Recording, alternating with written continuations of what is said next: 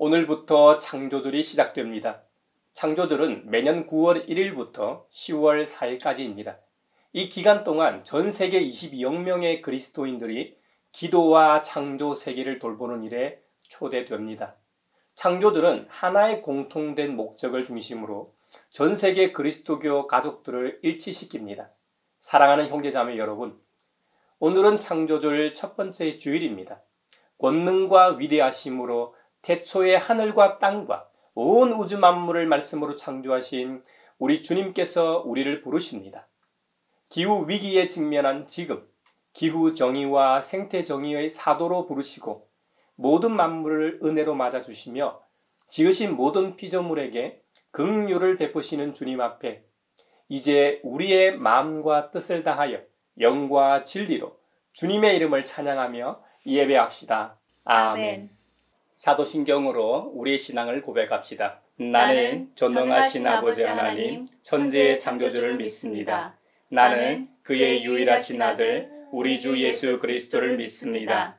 그는 성령으로 잉태되어 동정녀 마리아에게서 나시고 본디오 빌라도에게 고난을 받아 십자가에 못 박혀 죽으시고 장사된 지 사흘 만에 죽은 자 가운데서 다시 살아나셨으며 하늘에 오르시어 전능하신 아버지 하나님 우편에 앉아 계시다가 거기로부터 살아있는 자와 죽은 자를 심판하러 오십니다. 나는 성령을 믿으며 거룩한 공교회와 성도의 교제와 죄를 용서받는 것과 몸의 부활과 영생을 믿습니다. 아멘. 이 천지가 만물들아 복 주시는 주 여호와 전능 성부 성자 성령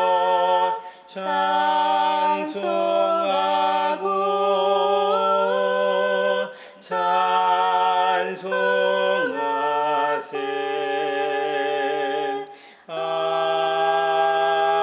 아멘. 너희는 주님께 감사하면서 그의 이름을 불러라. 그가 하신 일을 만민에게 알려라. 그에게 노래하면서 그를 찬양하면서 그가 이루신 놀라운 일들을 전하여라. 그의 거룩하신 이름을 찬양하여라. 주님을 찾는 이들은 기뻐하여라. 주님을 찾고 그의 능력을 힘써 사모하고 언제나 그의 얼굴을 찾아 예배하여라. 주님께서 이루신 놀라운 일을 기억하여라. 그 이적을 기억하고 내리신 판단을 생각하여라. 그의 종 아브라함의 자손아, 그가 택하신 야곱의 자손아. 그때 이스라엘이 이집트로 내려갔고 야곱은 함의 땅에서 나그네로 살았다. 주님께서 자기의 백성을 크게 불어나게 하셔서 그 대적들보다 강하게 하셨으며 그들의 마음을 변하게 하셔서 자기의 백성을 미워하게 하시며 자기의 종들을 교묘하게 속이게 하셨다. 그러므로 그가 종 모세와 택하신 아론을 보내셔서 백성에게 그의 표징을 보이게 하시고 함의 땅에서 기사를 행하게 하셨다. 할렐루야. 아멘. 성삼위일체께 승리한 우리들 다 기쁜 소리 높여서 감사드려. 창조주 하나님 내 주님 되시니 주 앞에 나도 엎드려 경배하네.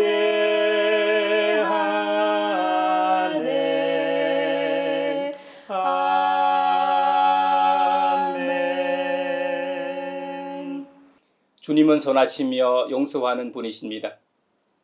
주님을 부르는 자 누구에게든지 사랑을 한없이 베푸는 분이십니다. 평화와 결합한 정의는 우리에게 생태학적 죄를 회개하고 태도와 행동을 바꾸라고 촉구합니다.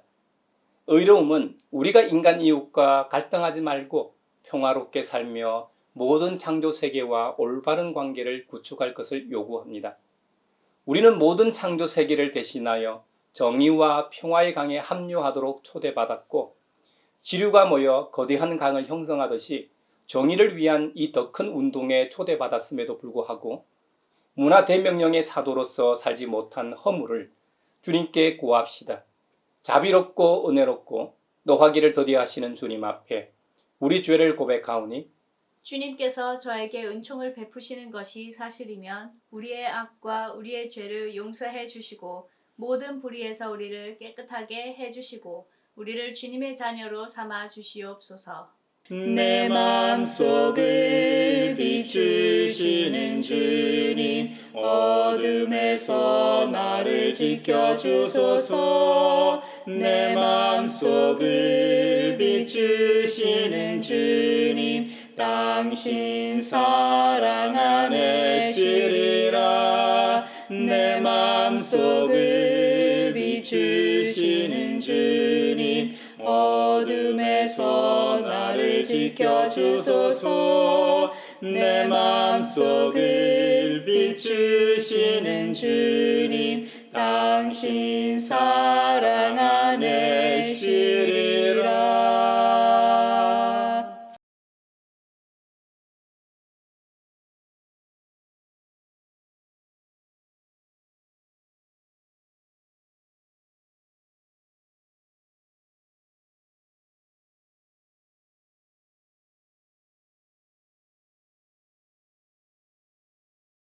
화해와 치유의 하나님, 죽음을 이기신 주님께서 우리가 받아야 할 고통을 대신 받고 우리가 겪어야 할 슬픔을 대신 겪으시고 우리 모두의 죄악을 지우시고 우리가 평화를 누리게 하셨습니다. 이제 주님께서 우리의 죄를 용서하셨음을 주님의 이름으로 선언합니다. 아멘. 찬미하여라 오 나의 영혼아,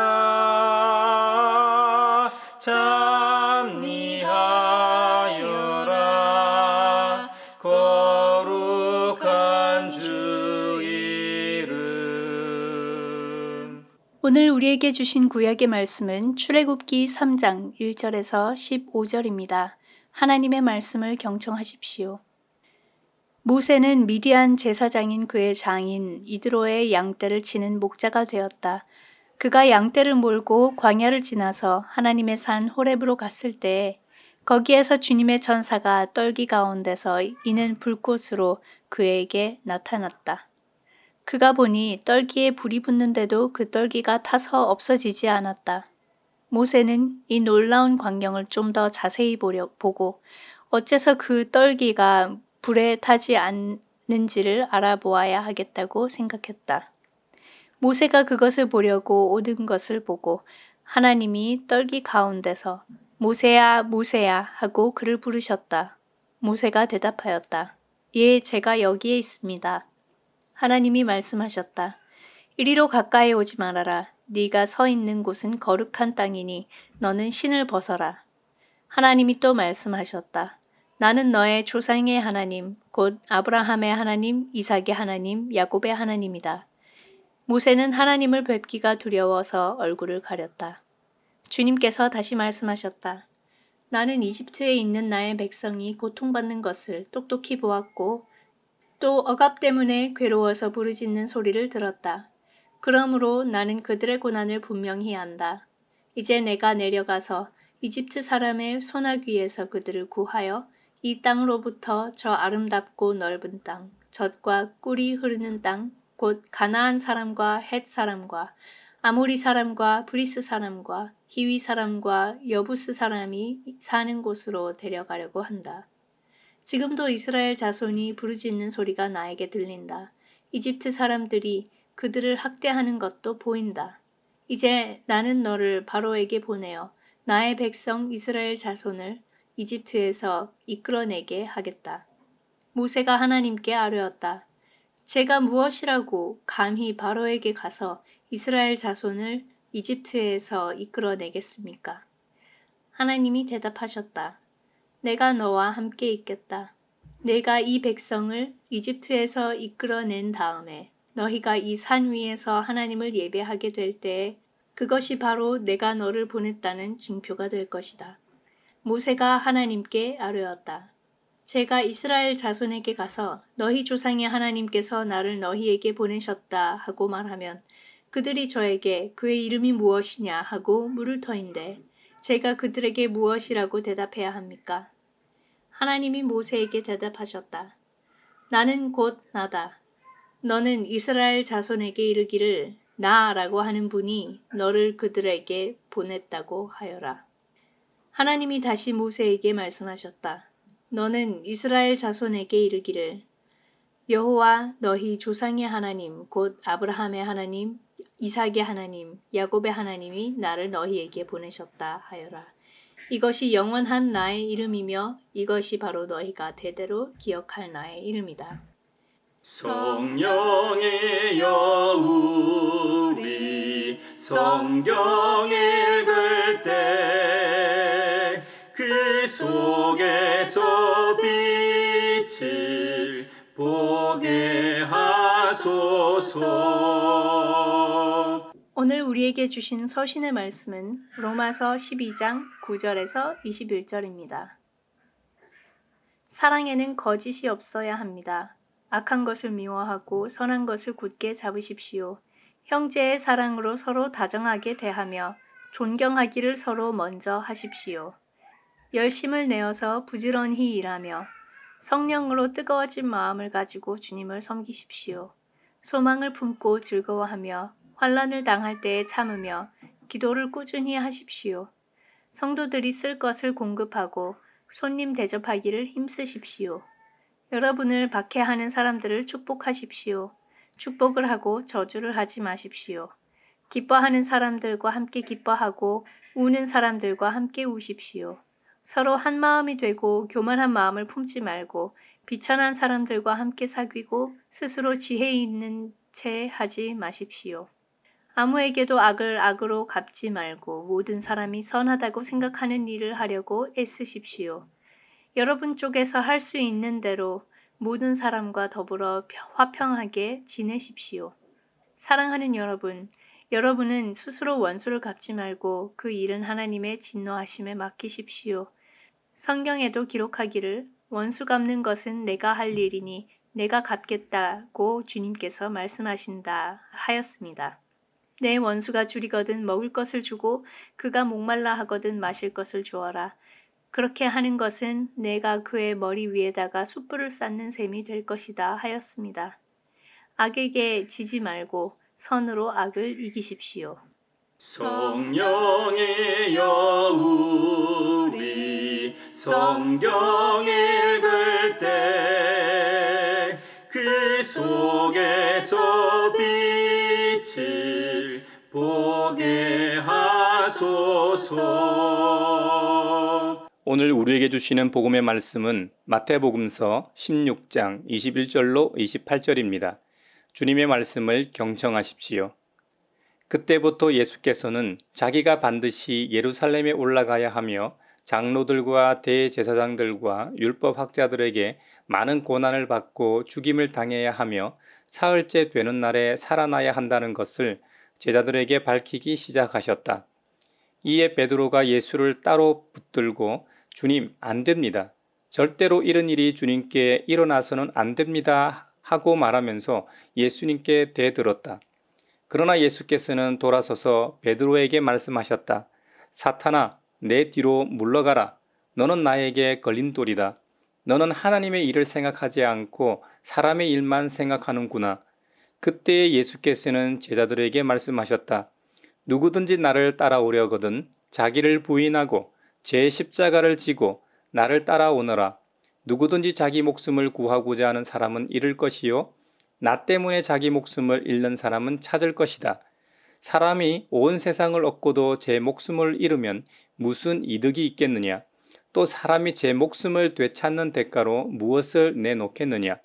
인자가 자기 아버지의 영광이 쌓여 자기 천사들을 거느리고 올 터인데 그때에 그는 각 사람에게 그 행실대로 갚아줄 것이다. 내가 진정으로 너희에게 말한다.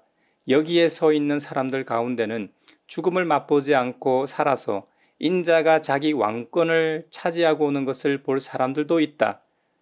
이것은 주님의 말씀입니다. 하나님 감사합니다. 성령이여 우리 성경 읽을 때 그 속에서 빛을 보게 하소서. 사회를 위하여 기도합니다. 대한민국 출산율이 최근 0.7명이 되어 사상 최저가 되었고 이대로라면 올해 전체적으로 0.6명대가 예측됩니다. 인구를 유지하려면 최소 2.1명이 되어야 하는데 대한민국은 급격하게 소멸의 길로 가고 있습니다. 곧 사회적 파장이 더욱 체감될 것입니다. 젊은 부부들이 불안하지 않고 앞날의 희망을 가지고 결혼과 출산을 할 수 있는 나라가 되도록 온 사회가 총력을 모으게 하소서. 특히 정부는 부자 감세에 집중하기보다 서민들의 주거와 복지 환경을 더 신경 쓰게 하시고 시민사회와 과학기술, 어린이와 청년과 노인들을 위해 예산을 깎지 않고 더욱 투자하게 하소서. 성령의 은사를 나에게 채우사 주님의 사랑 본받아 나 살게 하소서. 교회를 위하여 기도합니다. 그리스도 안에서 한 가족된 세계 모든 교회와 그리스도인들이 오늘부터 하나님께서 만들어 놓으신 창조 세계를 기념하는 절기인 창조주를 지킵니다. 그 어느 때보다 기후 위기에 직면해 있는 지금 하나님의 세계를 회복해야 하는 과제의 직면에 있습니다.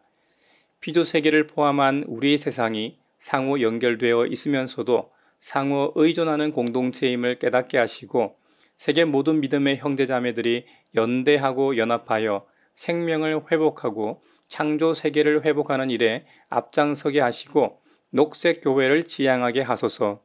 성령의 은사를 나에게 채우사 주님의 사랑 본받아 나 살게 하소서. 세계 평화를 위하여 기도합니다. 탈레반이 집권한 지 2년째 되는 아프가니스탄은 억압적인 사회 정책으로 서방 국가의 제지를 받아 외교적으로 고립되었습니다. 그 틈에 중국은 아프가니스탄의 대규모 개발협력 프로젝트를 진행하며 1대1로 사업에 아프간을 초대했습니다. 인도적 지원이 필요한 아프가니스탄의 인권 문제는 따지지 않고 경제적 지원을 해주되 아프간에서 배터리 핵심 소재인 광물 자원을 채굴할 수 있는 개발 협력이라고 합니다.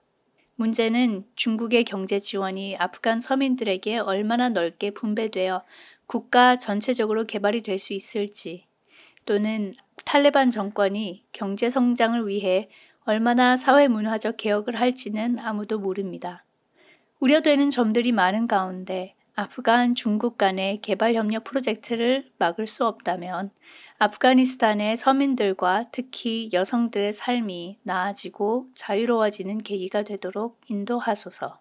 성령의 은사를 나에게 채우사 주님의 사랑 본받아 나 살게 하소서.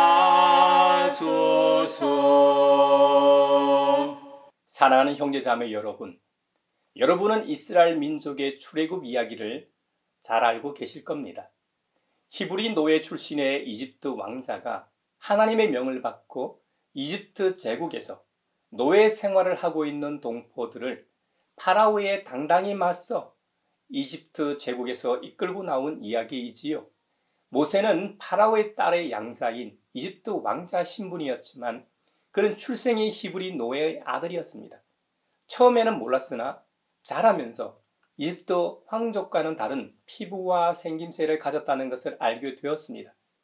그리고 실제로 이 출생의 비밀을 알게 되므로 갈등하다 피가 이끄는 대로 히브리 노예를 학대하는 이집트 병사를 그만 다른 사람이 모르게 쳐 죽이게 됩니다.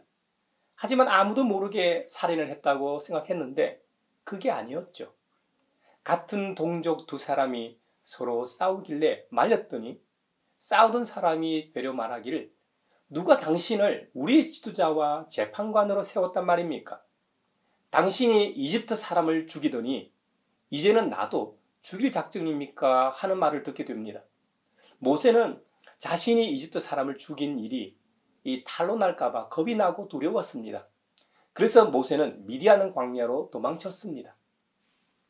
도망간 미디안 광야에서 히브리 노예들의 하나님을 만나게 됩니다. 소위 시내산이라고도 하고 호렙산이라고도 하는 그 성산에서 하나님을 만나게 됩니다. 그것을 우리는 출애굽기 3장에 나오는 모세의 소명이라고 하지요. 이 본문에서 오늘날 이 시대에 바로 나 자신을 부르는 하나님을 만나기를 원합니다. 하나님께서는 모세야 모세야 하고 부르십니다. 모세는 대답합니다. 예, 제가 여기에 있습니다.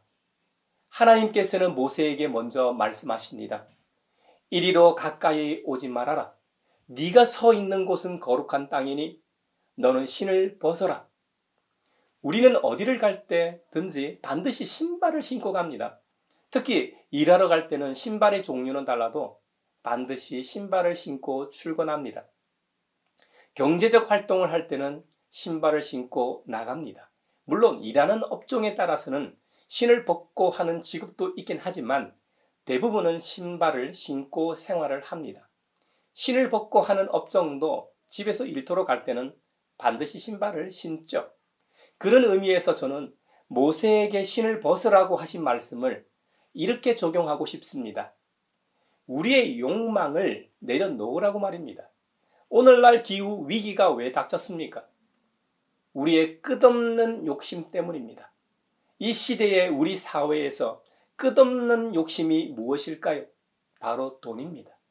지난 시간에도 언급했습니다만 우리가 생활하는 데 있어 돈 없이 할 수 있는 것이 별로 없습니다. 대중교통을 이용해도 돈이 듭니다. 정부가 교통요금을 올릴 예정이라고 하죠. 대중교통요금이 오르면 도미노처럼 다른 요금도 덩달아 오릅니다. 그러면 모든 물가가 치솟아 서민이 살아가기 어려워지죠. 결국 돈이 우리의 생활 수준을 좌지우지하기 때문에 사람들은 좀 더 돈을 벌려고 합니다. 돈이 그 사람을 평가하는 기준이 되고 마는 것이죠. 전망 좋고 위치가 좋은 아파트나 집을 구하기 위해서도 결국 돈이 필요하죠. 백화점에 가면 편리하고 위치가 좋은 주차 공간에는 MVG라는 문구가 있죠. Most Valuable Guest라는 약자죠. 백화점 우수 고객들을 말하죠. 그곳에서는 대부분 값비싼 외제차들이 주차되어 있습니다. 그런 좋은 차를 타기 위해서도 돈이 있어야 하고 백화점의 우수 고객이 되기 위해서도 많은 돈을 주고 많은 상품을 구입해야 합니다. 그러니 이 사회 구성원들이 저마다 돈을 많이 벌려고 하는 것이겠죠. 일상적인 경제 활동이나 생활뿐만이 아닙니다. 세계 1, 2차 대전이 왜 일어났습니까?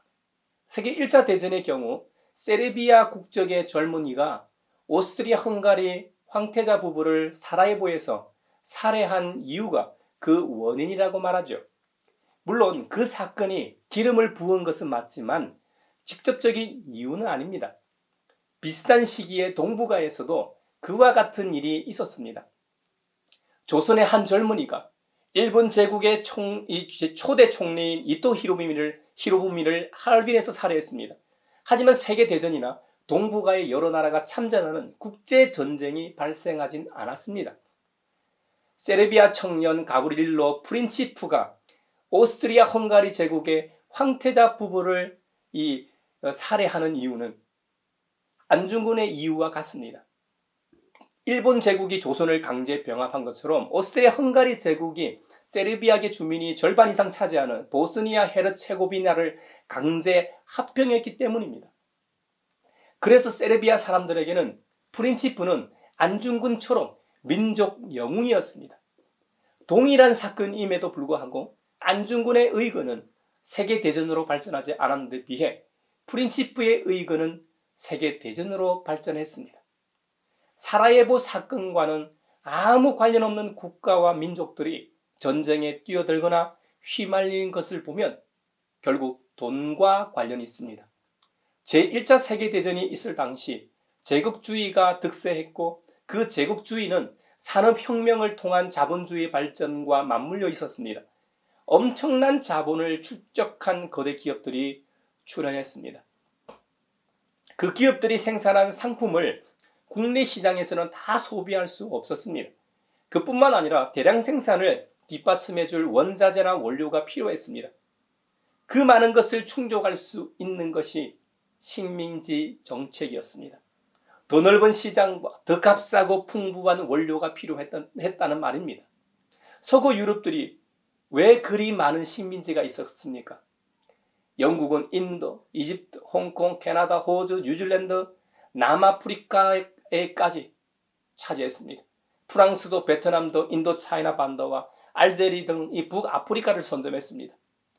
독일은 아프리카 남서부와 동부를 차지했습니다. 네덜란드는 인도네시아를 차지했습니다. 벨기에는 아프리카 콩고를 차지했고 미국도 뒤늦긴 했지만 멕시코의 땅을 빼앗았습니다. 스페인과 포르투갈은 그 이전부터 세계 정복 전쟁을 통해 많은 곳을 식민지로 갖고 있었죠. 이제 지구상에는 임자 없는 땅이 사라졌습니다. 그 말은 다른 나라에서 강제로 빼앗는 방법 말고는 식민지를 얻을 방법이 없어졌다는 의미입니다. 사라예보 사건은 그런 상황에서 일어났습니다. 세르비아 청년 프린치프의 총알은 방아쇠 역할로서 폭발의 계기였을 뿐 원인은 아니라는 의미입니다. 제1차 세계대전이 1914년 7월 28일 발발했으니까 사라예보 사건이 있은 지 딱 한 달 후입니다. 그러니 그날 일 필요도 없고 황태자 부부가 죽어야만 했던 것도 아닙니다. 자본주의 강국들이 남의 것을 빼앗지 않고는 식민지를 넓힐 방법이 없었다는 점이 전쟁 이후로서 가장 설득력이 있습니다. 국가로 하여금 전쟁에 참전하게 한 것은 막강한 자본을 가진 거대 기업들의 외압이 있었기 때문입니다. 결국 돈과 탐욕이 과학혁명의 이 날개를 달고 벌인 인류 최대의 참극이었던 셈이죠. 그래서 성경에서는 돈을 사랑함이 일만 악의 뿌리가 된다고 경고하는 것입니다.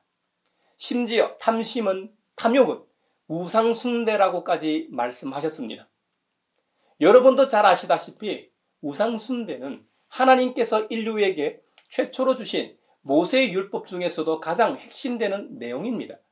10계명의 제1, 제2계명이 우상숭배에 대한 것입니다. 그만큼 우상숭배는 유일하신 하나님께서 가장 싫어하시는 잘못입니다. 오늘부터 시작하여 창조주일이 시작됩니다. 세계교회가 왜 창조주를 제정하고 지키고 있습니까? 기후 위기로 세계 모든 생태계가 파괴되고 죽을 지경이기 때문입니다. 그렇다면 기후 위기는 왜 우리 앞에 닥쳤습니까? 앞서 제1차 세계대전을 예로 든 것처럼 인간의 끝없는 탐욕 때문입니다. 약 3500년 전 모세를 부르셨던 것처럼 물질의 노예로 살아가고 있는 우리를 주님은 부르십니다. 사랑하는 형제자매 여러분, 우리 개개인이 오늘날 모세입니다. 이 세상 만물을 창조하신 하나님께서 모세에게 신발을 벗으라고 하신 것처럼 우리에게 물질의 욕심을 내려놓으라고 하십니다. 돈 없이 거지로 살라는 말이 아닙니다. 욕심을 분수에 넘치도록 더 가지려고 하는 탐욕을 버리라는 의미입니다. 저는 여러분 모두가 돈이 넉넉하길 바라며 축원합니다. 하지만 돈을 삶의 목표로 삼지 마십시오. 그것이 전부가 아닙니다. 돈은 수단에 지나지 않습니다. 살아가는 데 있어 편리함을 위해 필요한 것이지 그것이 우리를 행복하게 해주는 본질이 아님을 확실히 믿읍시다. 모세를 부르신 하나님께서는 먼저 모세에게 신을 벗으라고 하셨습니다. 그런데 왜 벗으라고 하셨습니까? 그곳이 거룩한 하나님의 땅이기 때문입니다. 그것이 오늘을 살아가는 우리를 부르시는 이유입니다. 우리가 살아가는 땅은 거룩한 땅입니다. 하나님께서 거룩한 말씀으로 창조하신 땅 말입니다.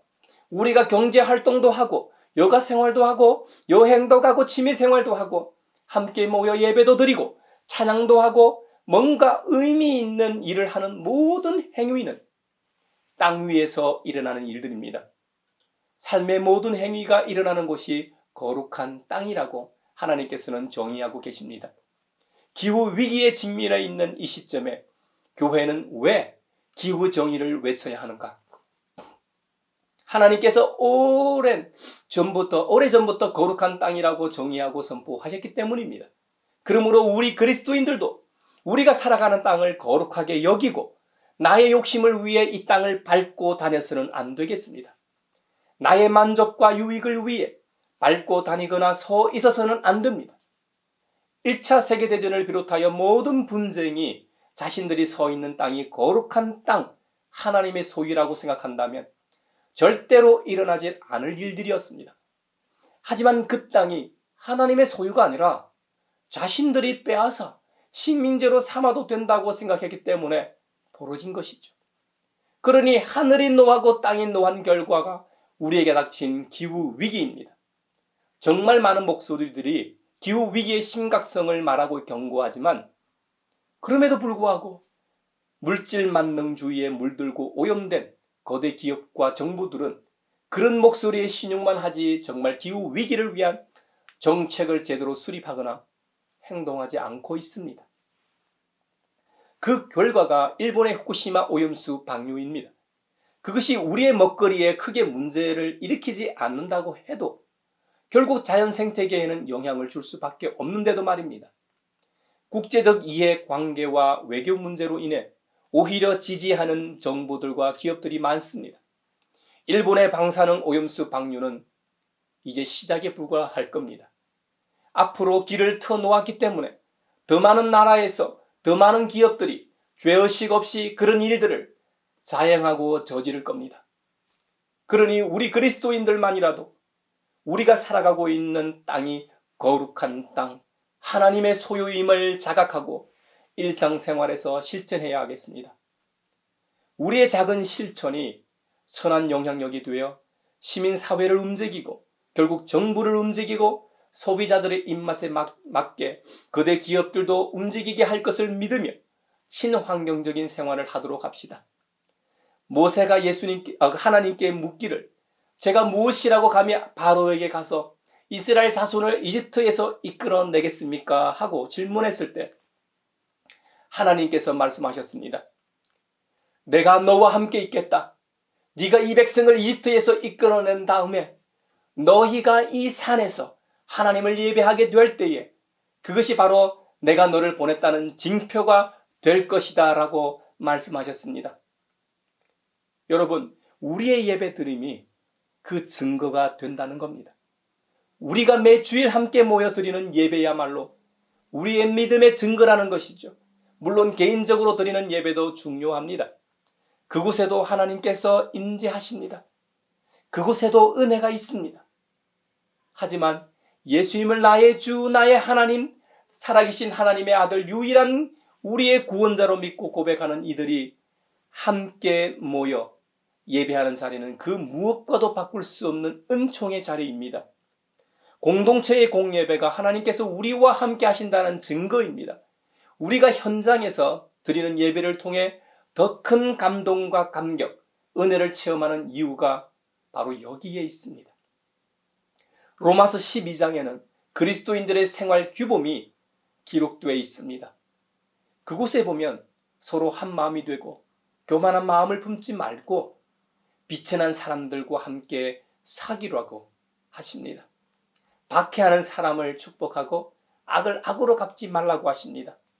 할 수 있는 대로 모든 사람과 더불어 화평하게 지내라고 하십니다. 이런 모습이 참 그리스도인의 모습일 겁니다. 그래서 그리스도인으로서 살아가는 것이 그리 쉽지만은 않은 것이지요.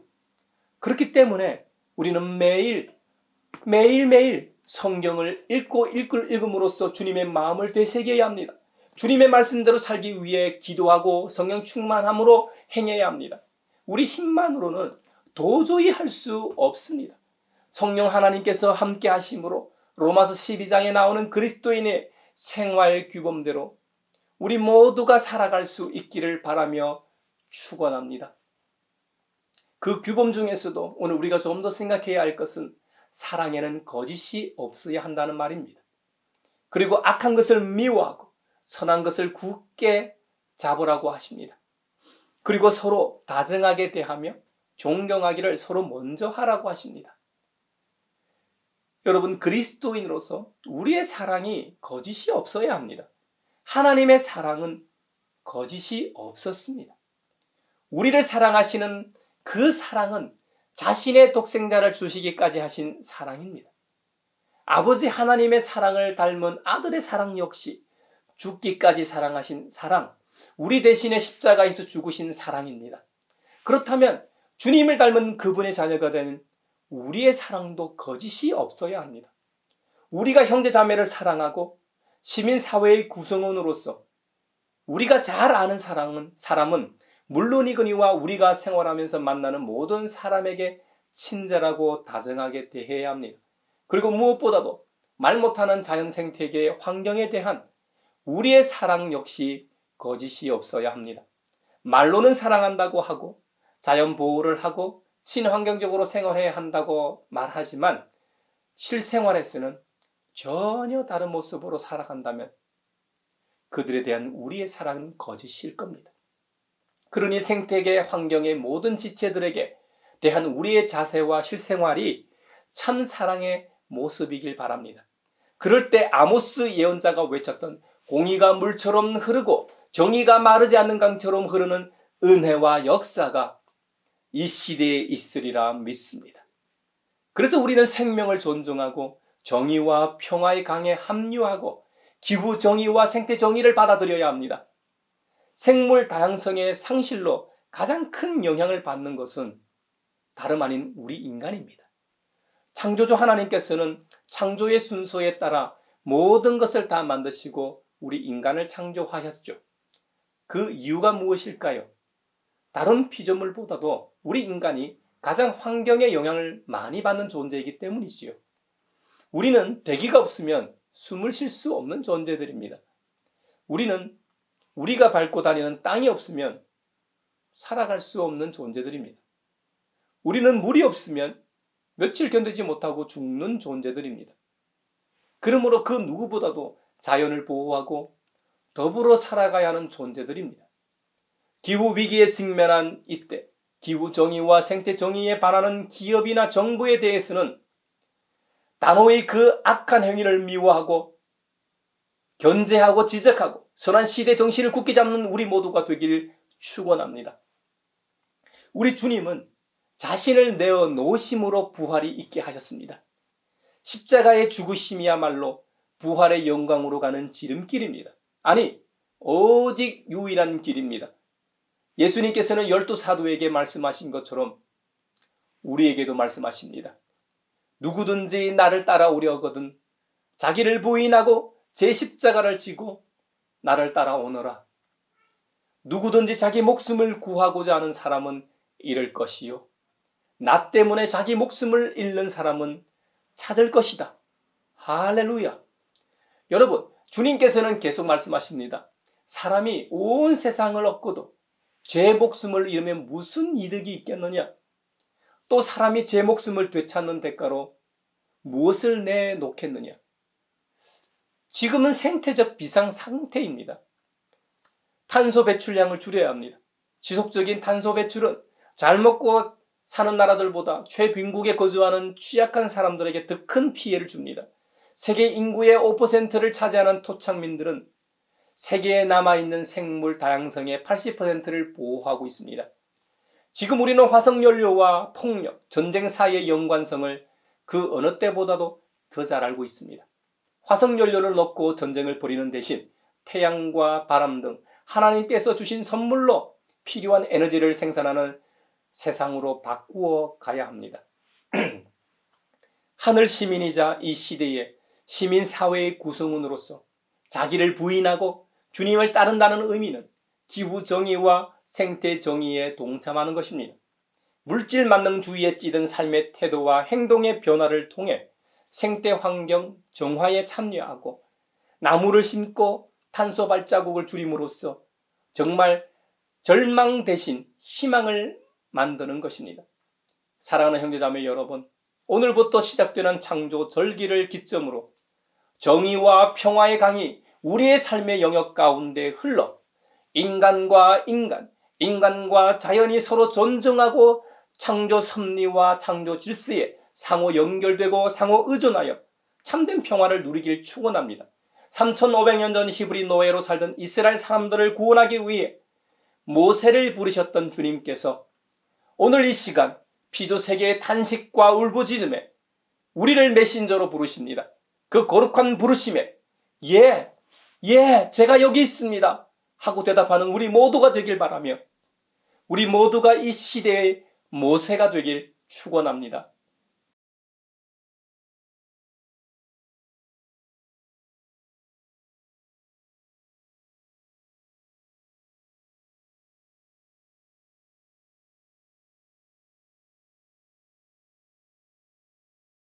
내게 있는 모든 것을 주를 위해 드리네. 주의 성령 충만하게 내게 내려주소서. 주께 드리네. 주께 드리네. 사랑하는 구주 앞에 모두 드리네.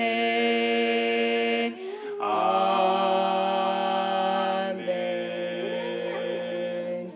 여기에 모인 우리는 우리의 믿음의 역사와 사랑의 수고와 우리 구주 예수 그리스도에 대한 소망의 인내를 여기 연보에 담아 올려드립니다.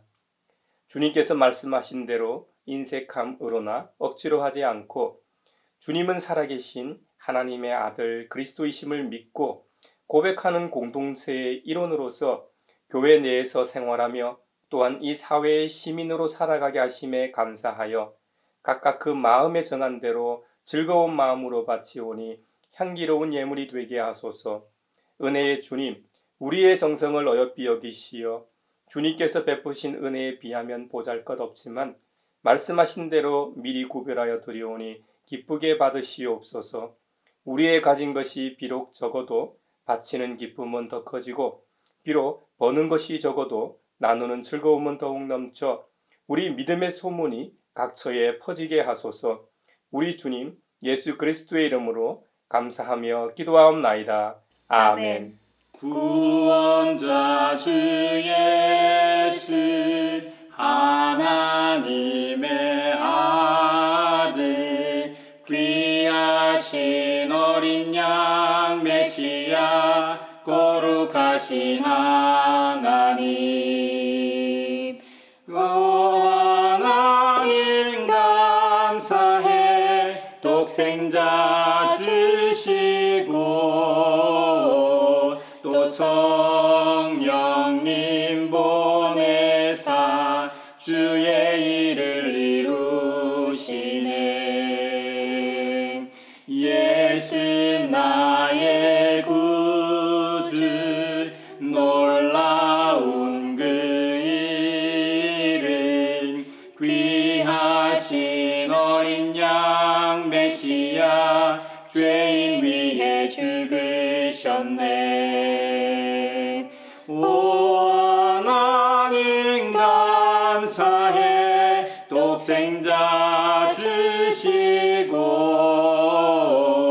또 성령님 보내사 주의 일을 이루시네.